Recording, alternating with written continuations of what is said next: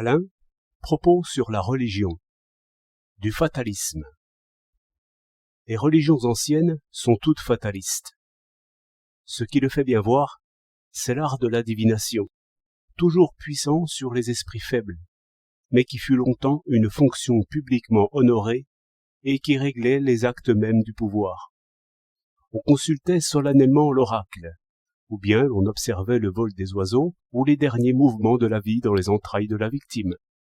Prier, ce n'est alors que demander quelques lumières sur l'avenir inévitable. Et je vois deux idées là-dedans. La première, c'est que la providence, comme le nom l'indique, car il signifie prévoyance, sait ce qui arrivera et même n'y peut rien changer. On sait que le Jupiter des anciens avait seulement le privilège de lire dans le livre des destinées. La seconde idée tient dans ce proverbe. Celui qui est né pour être noyé ne sera jamais pendu. Cela veut dire que quoi qu'on fasse, et quoi qu'il arrive, l'événement écrit au livre des destins finira toujours par sortir. Une fable naïve exprime bien cette croyance populaire. Il était prédit que le poète Échille périrait par la chute d'une maison.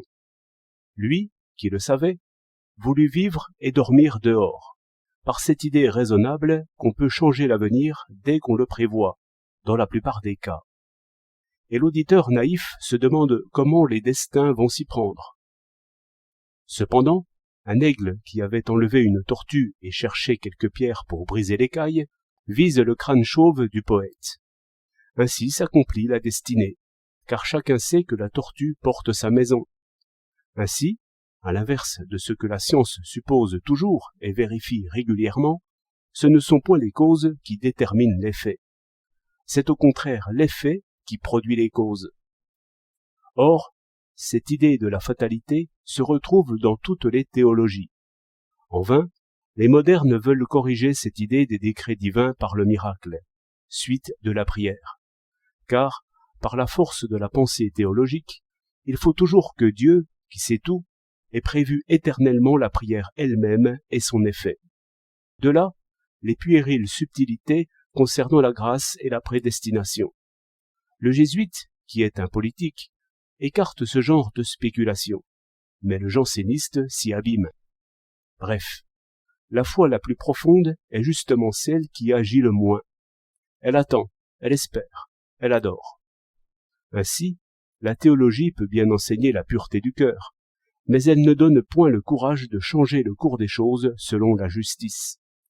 Et les forces de la foi se dépensent dans le vide, comme le fait voir cette doctrine mystique que l'on appelle quiétisme, autrement dit doctrine du repos.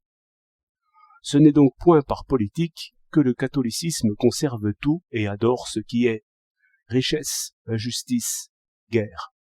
C'est, plus profondément, par l'effet du virus théologique, contre quoi le génie moral finit toujours par se mettre en révolte, comme on voit dans le Beau Testament de Francis de Pressensé.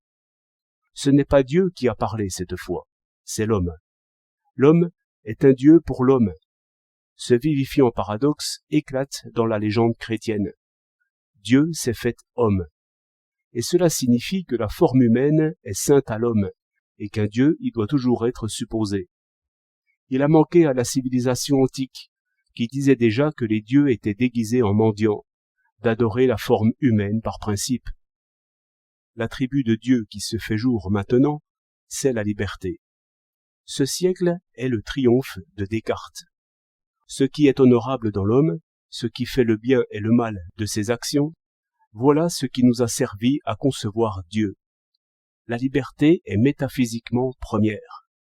Le fatalisme ne se conçoit plus. Il n'est qu'un esclavage de fait. 28 janvier 1914.